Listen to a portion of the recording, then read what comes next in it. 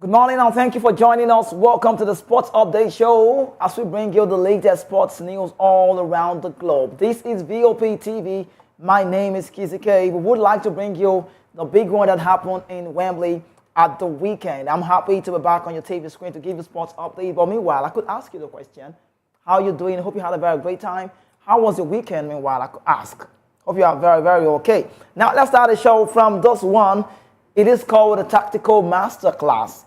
Erik Ten Hag tactics is the key to Man United FA Cup win. Let me say congratulations to every Manchester United fans all over the world, and also to say that to Man United fans in Nigeria as well. Now, Nordin Amrabat, a football analyst, has praised Erik Ten Hag tactics as the key to Man United victory over Manchester City in the FA Cup final. Despite the win, Ten Hag's future at the club remains uncertain. That's how bad it is. Now, according to Amrabat, the analyst, he said, Ten Hag is clever and his tactics paid off. His team selection was a crucial role in that very win over City. The team performance was defiant and so impressive with Ten Hag's strategy paying off that night. Now, the question is about Ten Hag. I don't know how the club want to do this because as it stands now, the Ineos, Sergeant Ratcliffe, might be letting Erik Ten Hag leave the club. But if you want to talk about the manager's style and his way and the way he came out, they did right.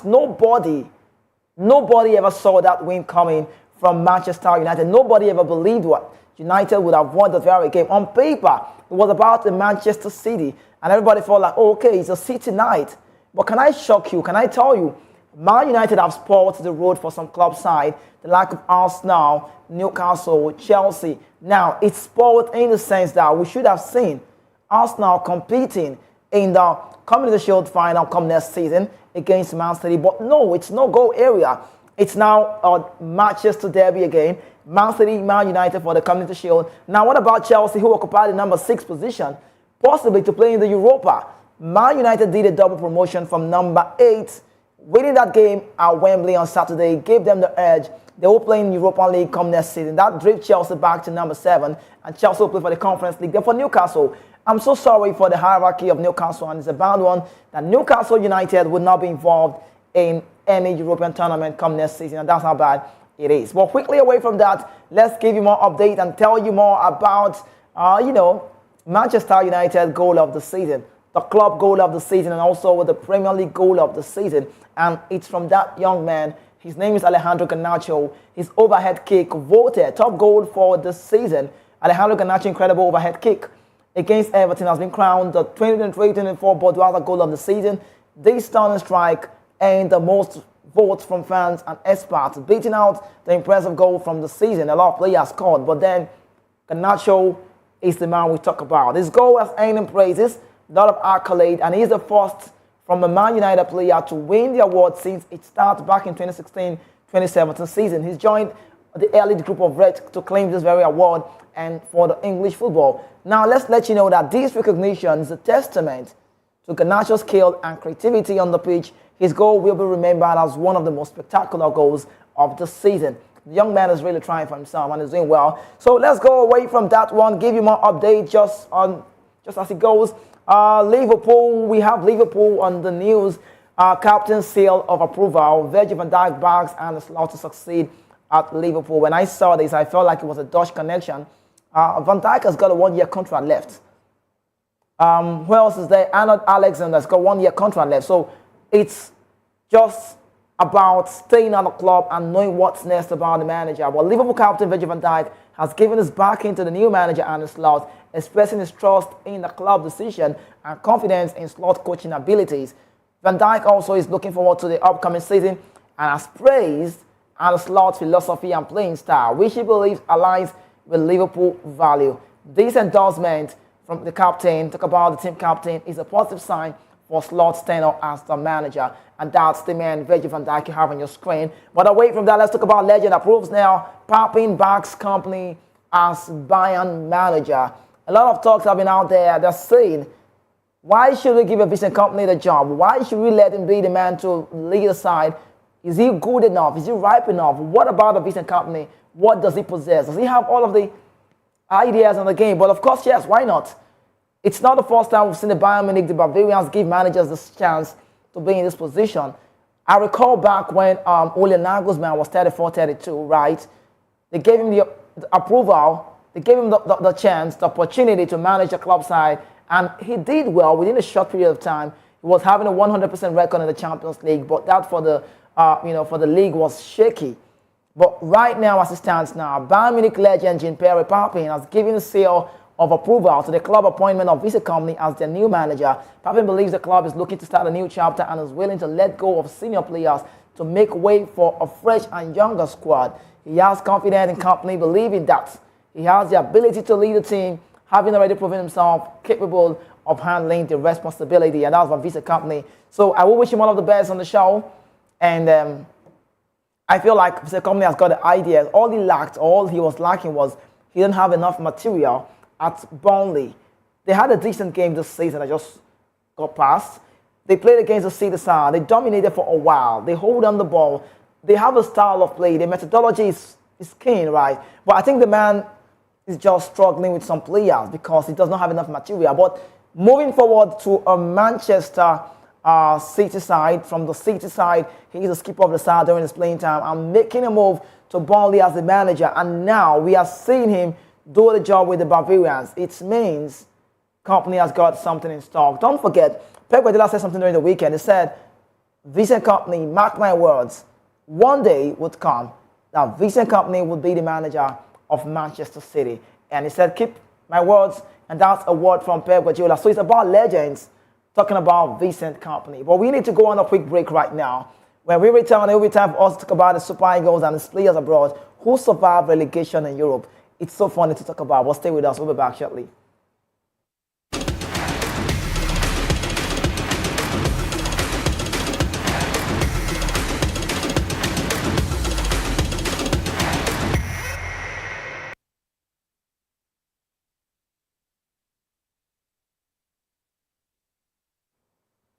You're welcome back again from that quick one. It's time for us to give you an update about Nigerian players abroad who survived relegation, right?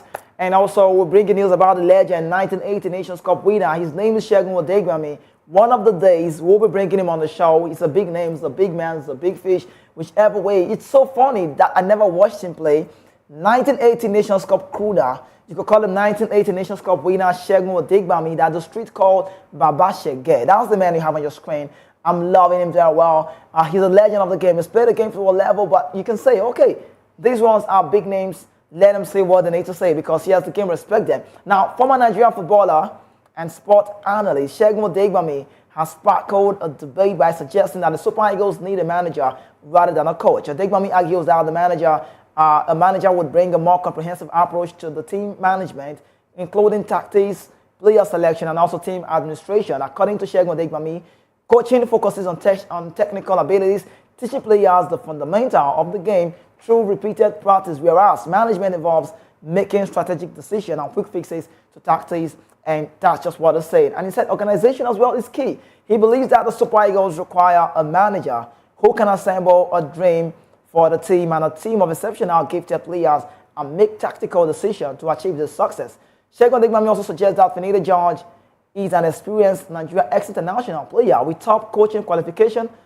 He said, for me, he is an ideal candidate for the job, and I'm happy that he's now our coach. He praised Finidi George's leadership qualities, respect from players and administrators, and the ability to command administration and admiration from fans. So Odegbami also emphasized the importance of having a collection of extremely gifted players in all positions, which Nigeria is working towards achieving. He notes that there is a thin line between a good player and greatness, and that of a sudden boast of confidence can propel a player to greatness, as said in Ademola Lookman. Talk about the man who won the Atalanta, gave Atalanta the edge in the UEFA Cup. You could call it the Europa League, that's what it is, and also at the AFCON. Overall, Segun Odegbami argument is based on that the Super Eagles require more structured and holistic approach to team management, which a manager will provide to achieve success in international football. How more do you want to talk about this? How well do you want to talk about Segun Odegbami? Now, let me even say it right. Nigerians are not stalked. We don't have a choice. We just have to support Finidi George. There's no way you want to talk about it. Finidi George is now the new manager. You heard him talk about his craft and also what he has in store for doing this job. It's a 1-year contract, and I've not seen the manager having this short period of time, and a lot of things are placed on him. Let me even shock you. Let me tell you, Finidi George needs to take Nigeria to the World Cup, which we missed out on the last edition in Qatar. Finidi George needs to take us to Marrakesh in Morocco for the Nations Cup AFCON 2025. In our group, we have Rwanda on top of the log. It means that Finidi George have got a lot to do. He needs to prove his worth. 15 million naira monthly, that's what he earns. And when he was asked a question about the money, he said, I don't want to talk about the money because this money would come more if I give all of my best. So on the show, Sport Republic show, I would love to say that I wish Finidi George all of the best. His playing style is not a bad one. I've watched Enyimba play very well. And I think there's something I love about Finidi is the flair. He's got flares in his game, and he wants to dominate. And that's what we want to see. Fantastic football from Nigerian Super Eagles. We have the qualities. We have the materials. We have everything that takes to go on that one. We are good to go. We are threat to nations, but we need to capitalize on that. We need to know. And we need a manager. And funny how we now have our own man, the local manager, Finidi George. Some say to me, Kizzy K, guess what? He will get respect to some of the players. And I'll be like, what player are you talking about? Finidi George played in the Champions League 1995 back then. He won it at a very young age. He plays for Ipswich, he plays for Real Betis. I would not forget in a hurry what he did at Camp Nou back in the days. But that's for playing style. But now as the manager, he's not been in this position before as a manager or a coach of a country, but he's done that in club side. And he gave Enyimba the 9th MPFL League, wishing to make it a 10th one before he got on this job. So let's wish him all of the best and all of the accolades that he deserves for himself. And that's for Finidi. But quickly, let's give you more updates. Congratulations to these ladies. Edo Queens makes history to qualify for CAF Women's Champions League. I'm talking about the 2024 NWFL champions. The Edo Queens have made a history by winning the 2024 Nigeria Women Football League NWFL title for the first time. The team was crowned champion after a 1-1 draw in the final game at the NWFL Super 6 playoff. The match saw Edmund Asian score a spectacular overhead kick in the 29th minute, only for Bayelsa Queens to collide just 3 minutes into the second half with long-range free kick by Zainab Olopade. Now, as champions, the Edo Queens has earned the right to represent Nigeria at the prestigious CAF Women's Champions League. They also received cash prize of 10 million naira for their impressive performance, accumulated 10 points throughout the season. Individual awards were also presented, with FC Robo Queens for Lashade Jamilosi winning the top goal scorer award, and Rivers Angel Murufa Demola being voted goalkeeper of the season. The Fair Play Award went to the host Bayelsa Queens, who finished third in the competition. So you need to know, Edo Queens' historic win marks a significant milestone in the journey, and the participation in the CAF Women's Champions League, it will be great opportunity for them to showcase their skill at a very big high level, and that's the international level. The name sounds cool, Edo. I love Edo people. Yeah, whichever way, I love Edo people. I don't know. I just have this love for Edo people, not like the man behind the scene, like Lukaku, Manfred would do. But away from that, let's give you NWFL roundup. Enyimba maintained top spot. Okay. Congratulations to Enyimba Football Club. And it's just what it is. Rangers on top, but Enyimba got the result away from home. How do you say this? Rangers won 3-0 against Bayelsa United at the Nnamdi Azikiwe Stadium in Enugu, thanks to Godwin Abaje's 2-goal and Chidozie Okore's goal. The victory was cool enough, and it gave them the victory in that very game. The victory enabled the Rangers to maintain their spot in the league. Rangers currently top of the MPFL with 60 points from 33 games, maintaining their 4-point lead overall in that very game to their closest rival. Enyimba also won 1-0 against Abia Warriors, with Bernard Ovoke scoring the winning goal in 18 minutes from the end. Remo Stars dropped to third place after losing 3-2 to Kwara United in Ilorin. Akwa United won 2-1 against Lobby Stars, boasting the survival hopes in the league. These results have significant implications for the MPFL standings and the team chances moving forward. And that's about Enyimba. So now it's time for us. Let's talk about the teams. Away from the MPFL, let's give you update about this one, like Nigerian players who played their trade abroad but got out from safety. Let's start with a good one before we talk about the bad one. Not really a bad one because they got off from relegation, so it's not a bad one. It's worth celebrating. But let's let you know that Belgian Pro League winner Onyedika is the man we want to talk about. He's won the Belgian title with Club Brugge, and he's been the man everyone is talking about at this time. Now, Rafael Onyedika has won the Belgian Pro League title with Club Brugge, and it was the Blues and White's 19th league title. Don't forget, we also have Mokachi, who played, Daniel Mokachi, who played for Club Brugge as well. Club Brugge was held or draw 0-0 by Cercle Brugge in their last league game of the season on Sunday night. Onyedika, the 23-year-old Nigerian midfielder, was in action for the entire duration of the keenly contested encounter. During the campaign, he scored 3 goals in 30 league appearances for Club Brugge. Nicky Ironside finished the championship playoff with 50 points, a point ahead of Onions and Garlies. As a result, Club Brugge qualified automatically for the group stage of the UEFA Champions League next season. This achievement marks a significant milestone in Onyedika's career, and he will look to build on his success in the future seasons. And you know, Onyedika is cool. He's cool. He's good. He intercepts play. He's amazing. I can pay to watch Onyedika play. I know him from the onset. We played together, back then, but it's a different story. I'm doing the talk right here. I'm updating you on sports while he's doing the play. It doesn't feel like I don't want to be there, but away from that. Now, Onyedika is a man who plays for Club Brugge. We know his story from Midland. He has struggled to get to where he is. And if there's anything I love about this young man is the fact that he struggled to get to the space. Now, he's in the game now. He's trying to be a part of every side of the game. Now, we saw them play in the Conference League when they got off. He was sidelined because he got a suspension, better word.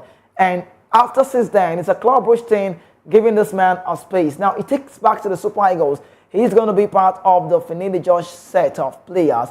I don't know if a Finidi would want to give Onyedika a space to play because this one, he looks very hungry. And one thing I love about Onyedika is that he wants to play every game. He's hungry, he's got resilience, he's got the proficiency. He's just an enthusiast man that wants to be out there and he wants to play every game. So, I wish you all of the best. Congratulations to Onyedika and his club side, Club Brugge, for winning the Jubilee Pro League in the Belgian side. Let's talk about another man. They call this one fine boy, no pimple. Sorry for the streets. I recall when I talk about Madiko Okoye, he's been loved by the ladies. He's a ladies' man. He looks very handsome, no doubt. But the other time he came back to the country to represent Nigeria, he had a cyberbully and it wasn't cool enough. But let's keep that aside. The good news is that he's back to the national team. Finidi George gave him a call up. So we have Stanley Wabali, we have Okoye Maduka, we have Ojo Onoruleke. These are 3 goalkeepers who are vying for a spot. Maybe on paper, you might say, you just might say Stanley Wabali will get a start. But let's talk about Madiko Okoye, who played a crucial role in helping Udinese escape relegation with a 1-0 win over Frosinone. And Davis' goal in the 76th minute, the victory secured the Udinese place in the Serie A for the next season, while Frosinone along Sassuolo and Salernitana were also relegated. The Nigerian goalkeeper was informed this season he wasn't going for Udinese as they beat Frosinone away from home, helping this team avoid relegation on the final day of the Serie A. The win helped Udinese finish the season in the 15th position with 37 points. The only goal of the game was scored by Kenan Davis in the 76th minute, securing the win and Udinese status for the next season. Frosinone ended their season in 18th place with 35 points, joining Sassuolo and Salernitana as the relegated teams. Inter Milan were crowned champions after week 38, finishing with 94 points, while AC Milan finished second with 75 points. Udinese performance and Okoye performance also was instrumental in the team's survival, and he will look to build on this success in the future seasons. So what more can be said about the man you have on your screen? Very fine, handsome, right? You say fine boy and a monkey. I don't like to use the word fine. When you say someone is fine, it sounds like, worry boys don't know to get dread. They like fine boy and a monkey. We don't say fine boy, we say handsome. And we use the word handsome, it's actually cute. I'm not supposed to be talking about him, but that's just what it's tagged for. The ladies love him. And when you have him on the screen, you're like, oh, okay. We like this man, he's looking very handsome, he's cute and quotes. Well, does he do the job well? Of course, yes, why not? This is time for him to prove himself again and give us all it takes to survive us, to make sure that we're part of the World Cup. I'm talking about Nigeria Super Eagles and also the Nations Cup. But quickly away from that one, let's talk about relegation save. Dele Bashiru scores as Hatayspor in the Super League of the Turkish side, Turkey, claimed vital win. Dele Bashiru was on target for Hatayspor with defeated Riserspor 2-0 in the final day in the Turkish Super League to escape relegation. Hatayspor ended their season in the 15th place on 41 points, just 1 point above relegation. Dele Bashiru scored in the 4th minute to put Hatayspor 1-0 ahead before Carlos Tandberg made it 2-0 on 57 minutes. The 23-year-old ended the league season with 8 goals, 3 assists, and that happened in 36 games. Now, let's let you know that Haiti Sport win was a crucial one as it secured their place in the top flight for another season. Dele Bashiru goal was also his 8th goal of the season, and it came at the vital time when the goal was needed, and this set his team on their way to a vital win. The Nigerian midfielder has been an important player for Haiti Sport this season, and his contribution helped them avoid relegation. Why should I not talk about Finidi? Bring it back to me. You know, Finidi George is, I think he's making the right selection. I know a lot of people are waiting for Finidi to pack the MFL boys in the team.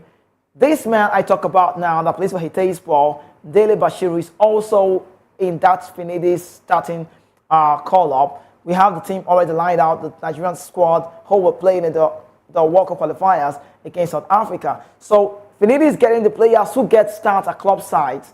So it would have been so wrong for Finidi, the manager of the Super Eagles, to go get players who don't even get a start at club side just because they play in Europe in quotes.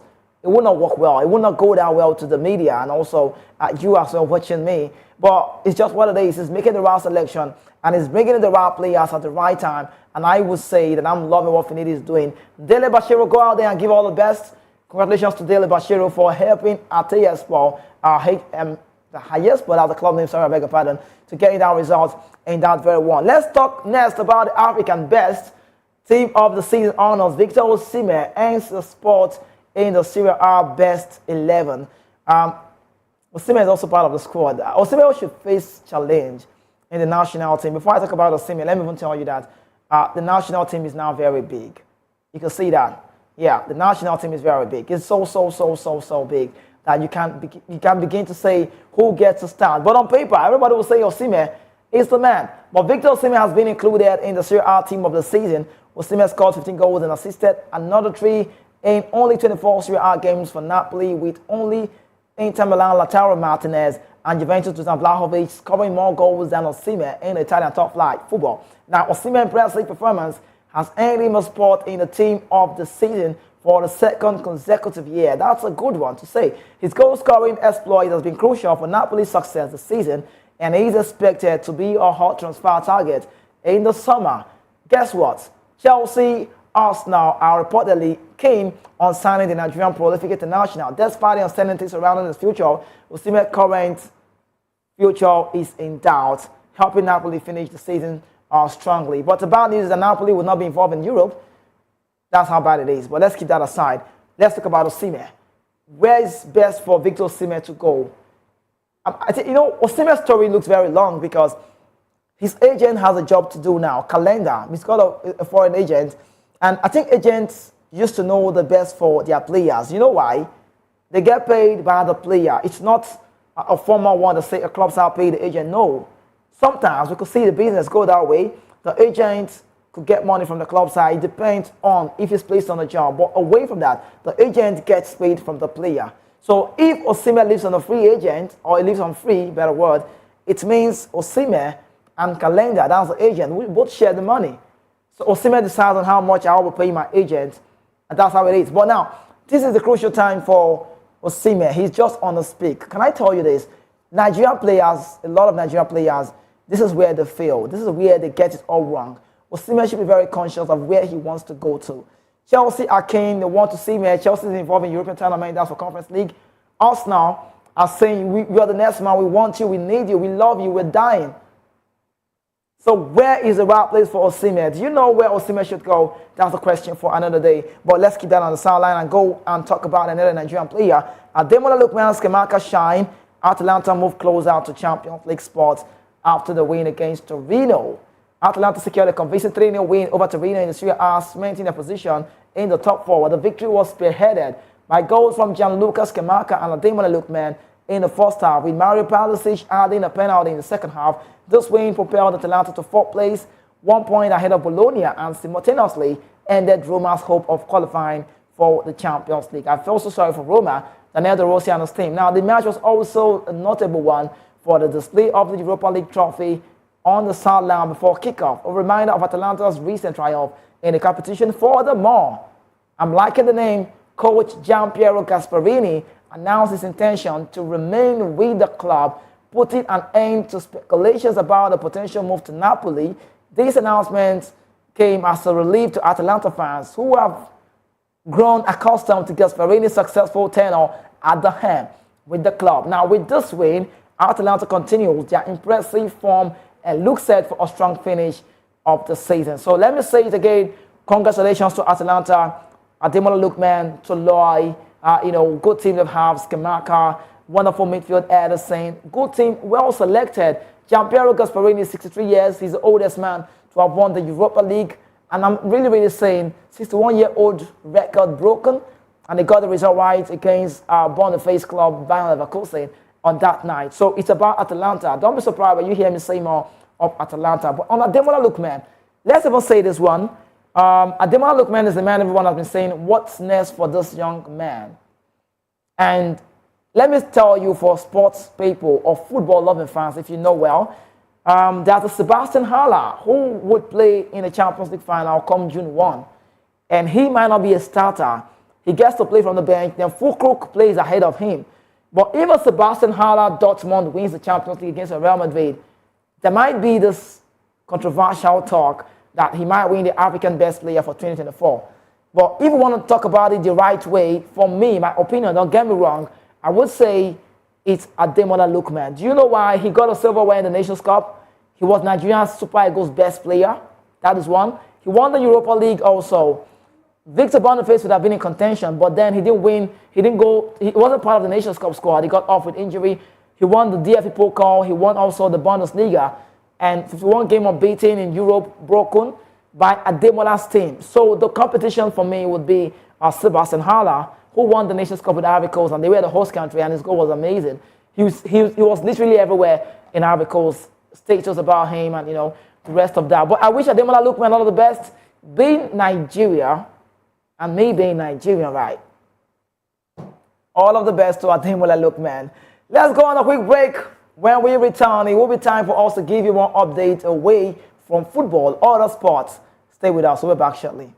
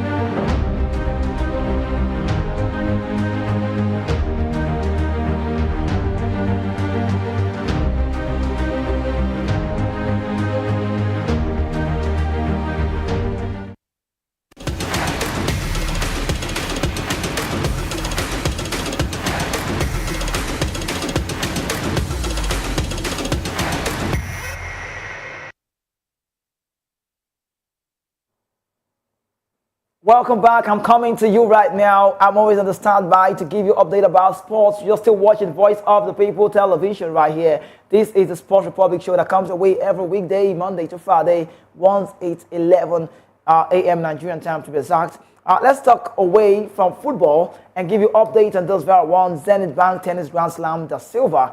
Faniru orders who triumph in the Tennis Grand Slam tournament. Destiny the Silva won the main singles. Talk about the category for A, defeating Emilio Kika in a straight set 6-2, 6-3. Ayotunde Faniru also emerged victorious in the men's single B category, beating Larry Odiahi 6-3, 6-3. Wemimo Ogunsanya won the latest singles title, overcoming Marianne Shooks in a thrilling match 5-7, 7-5, 10-7. Now, in the men's veteran singles, Goldin Kekana, or some call him Kekan, triumphed over Edet Akbaso, winning 6-2 to Love Scratch. Now, Innocent Hizbuzo dominated the Super Veteran final, defeating Walter Jibono in a straight set 6-2. 6-2. Now, the annual event, talk about the Zenith Bank Grand Slam Tennis Tournament.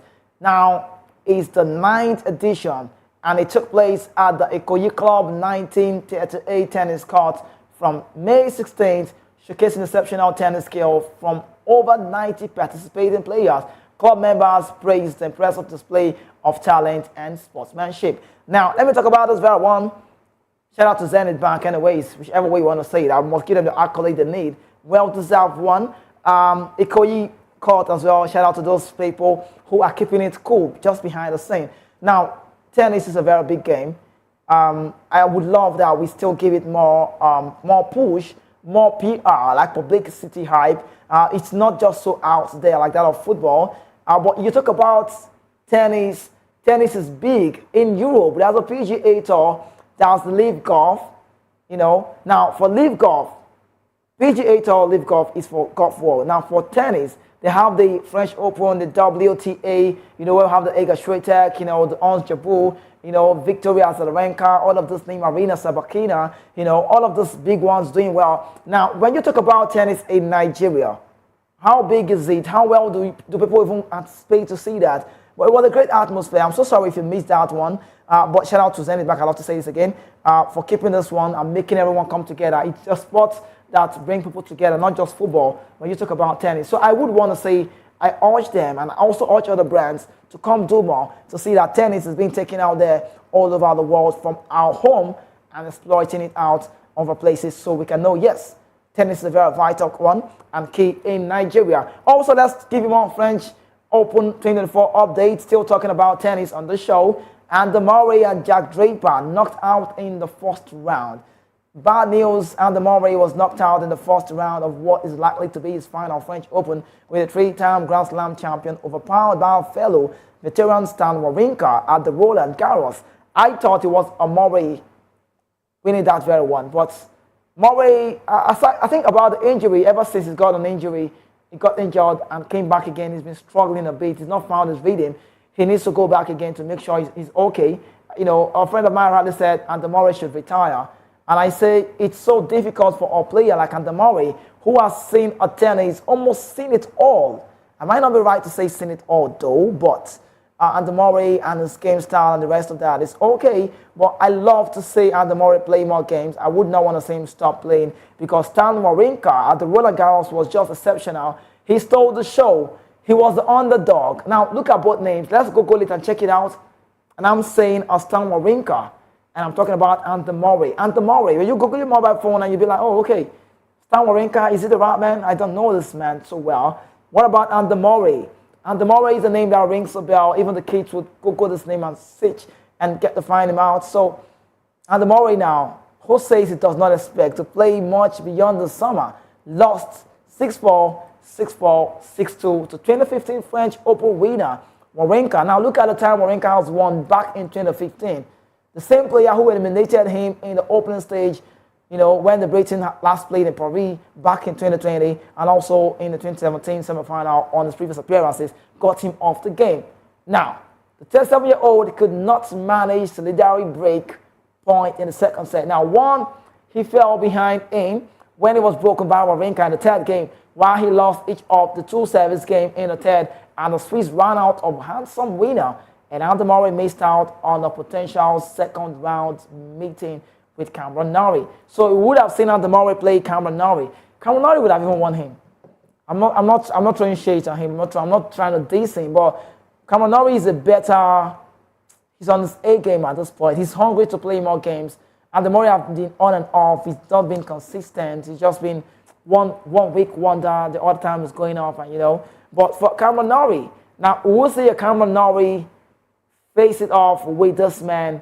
I talk about Stan Wawrinka, 2015 winner at that point. So Wawrinka also knows he needs to put on his A game, come with the right shoe, wear the real shoe, come with a nice lace, if possible. White one would not be wrong like that of mine, and come out to give all his best against, a Cameron Norrie, who everybody is feeling like, yes, Cameron Norrie will win. But Murray French Open is not over just yet, though, as he is scheduled to play in the doubles with Dan Evans. And that's from Andy Murray. Let's give you an update, but it's a bad news anyways. It doesn't sound cool to share, but courtesy the man to bring this to you. There's a tragic loss in the world of golf. I'm sorry to bring this to you. PGA Tour winner Grayson Murray dies at 30. And Grayson Murray was a two-time PGA Tour winner who died by suicide at the age of 30. He was open about the struggles with alcoholism and mental health. and has been sober for 8 months before his death. Murray won the Sony Open in Hawaii in January and has been thriving on the course in recent months.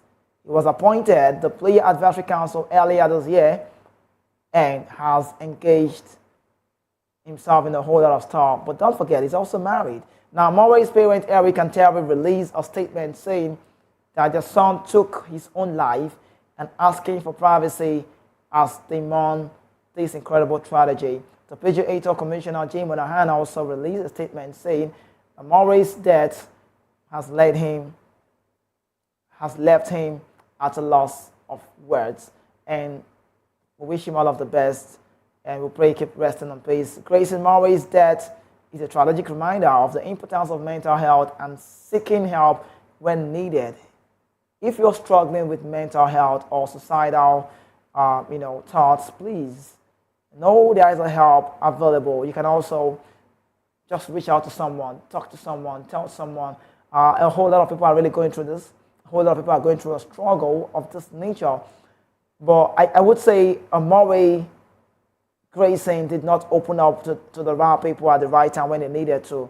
And right now, his history, we have to stop talking about him at some point. He's a legend of the game, but mental illness is not a good one. So, there is, one of the brands who are in charge of this one, Foundation for Suicide Prevention, and just we also have the National Alliance on Mental Illness. They're just everywhere. All you need to do is just pick up your mobile and dial the numbers or reach out to someone. Just talk to somebody.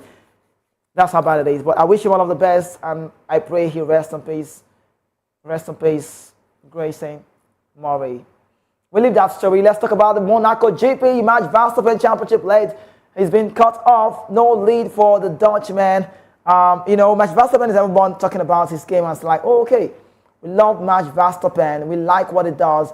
We love him on the race road. They like the way he drives the Red Bull cars. He's key in what he's done. He's a 3-time world champion. He brought competition, transition, and otherwise. But whichever way, let's quickly bring you this one that Max Verstappen had a difficult Monaco Grand Prix, finishing in 6th place, which marks the first time this season he has finished a race off the podium. The Dutch driver struggled with the RB20's performance over bumps and curbs, and an early red flag we see reigning strategy of starting on hard tires. Max Verstappen had to settle for 6th place at the Monaco GP. Talk about the Grand Prix. The first time this season he has finished a race off the podium. So he's never finished a race off the podium this season, not until the Monaco GP. So the Monaco GP wasn't friendly to the Dutchman. The Dutch driver was unable to qualify higher than 6th due to the RB20 struggles over the pumps and curbs. Verstappen also hopes of making progress on race day, and that was so dented when an early, talk about early red flags succumbed, and also Scooper, the strategy of starting on the more durable hard tires. Also, Charles Leclerc, another man you talk about, ended Friday on top after going fastest during second practice after a briefly interrupted FP1 hour. The driver also were keen to hit the track as FP2 got underway, with Lewis Hamilton, the British international, leading out a queue from the pit lane. Amid traffic issues for some time, there were only early concerns at Mercedes as George Russell reported vibration through his steering wheel. It wasn't a smooth ride for Max Verstappen, who complained of headaches from jumping like a kangaroo in the Red Bull. There is no excuse on this one. He lost. There's no way.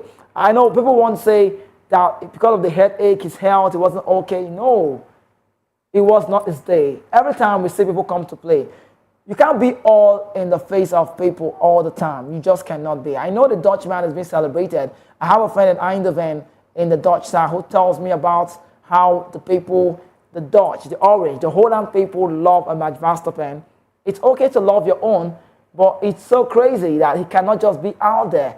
Verstappen P6 finish combined with Charles Leclerc breakthrough home victory means that the former championship leader has seen his lead cut off over the latter, now stands to much reduced 31 points. And that's just how it is. So we wait to know what comes to play. Lewis Hamilton is away from this. Charles Leclerc is on top of the game. For Max Verstappen, he needs to do extremely well to see that he comes back alive and also keep us the very, very one that we need to see. But it's on us now that we have to call it a wrap. But then let me say this again. Don't forget the big one is coming up. The Champions League is coming up June 1. I for one in the studio here, I'm really anticipating to see what will happen on that final day. I'm talking about the UEFA Champions League at Wembley, England, where both sides will be hosting themselves. Real Madrid of Spain will be playing against Borussia Dortmund of Germany. Thank you so much for staying with us. Tomorrow will be a better day on Sports Republic. The media news is next. Signing out, I am Kizzy K. The recent, like Coco Golf, I remain the only football player without a jersey. Tomorrow, I'll see you.